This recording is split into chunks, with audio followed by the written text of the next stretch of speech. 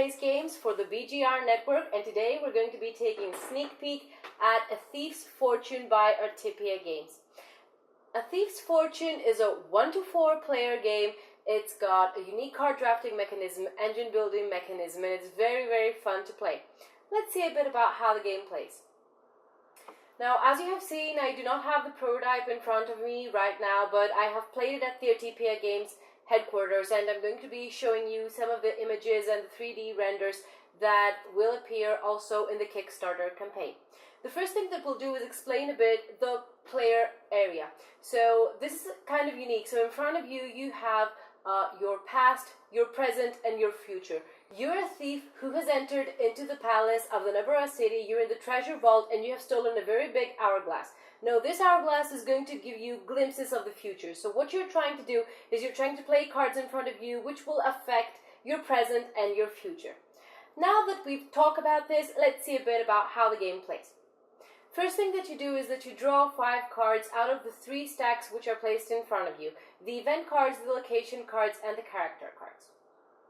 Next on comes the drafting mechanism. So you play one of those cards in front of you in your future area, then you pass 2 of those cards to the next player. The rest of them remain in your hand, and this goes on until you're out of cards. Next thing that you do is that you get the resources from the cards which are played in your future area. Now you have to be careful how you get those resources off the cards, because when the last resource is removed from the card, then the card enters your present area, and some of the abilities might trigger. Next comes the action phase. During the action phase, you trigger all the abilities in the cards that are in your present area. You can activate a character, you can activate a location, you can spend some time in order to do some things in the game, and you can also pass. If you pass, then you cannot play again. The last thing that comes is the bribe phase. So during the bribe phase, what you're going to do is that you're going to pay some resources to the guards, because in the case you have increased danger and the guards have seen you enter the palace and go around over there, then you'll have to bribe them so that they don't talk to you. Essentially, this is how the game plays.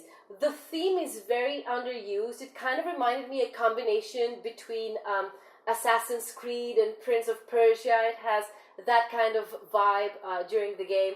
I also liked very much the engine building mechanism. What's cool about that is that you build your engine, but this is not the only thing that you do, because it changes all the time. A card is in your future, then it goes into your present, then something might cause it to go into your past. So if that happens, then all the engine that you have created is changing. So what you're constantly trying to do is to make viable changes in your engine so as to create the most victory points, to gather the most victory points for the end of the game. This is a very nice game. I haven't tried the solo mode, to be honest. It's very fun to play with 4 players on the table. It flows very quickly. There is not too much interaction, but the common fortune and the things that you can do, like stealing resources from other players, do add some spice in the game. This is it. This is Thief's Fortune. Make sure to check the link which is in the description below, because the game is right now on Kickstarter. If you like to see more videos from me and to get to know what I do, then please follow me on my social media. If you like this video and you want to see more videos for upcoming Kickstarters, then make soon to subscribe to the Board Game Revolution channel. Until next time.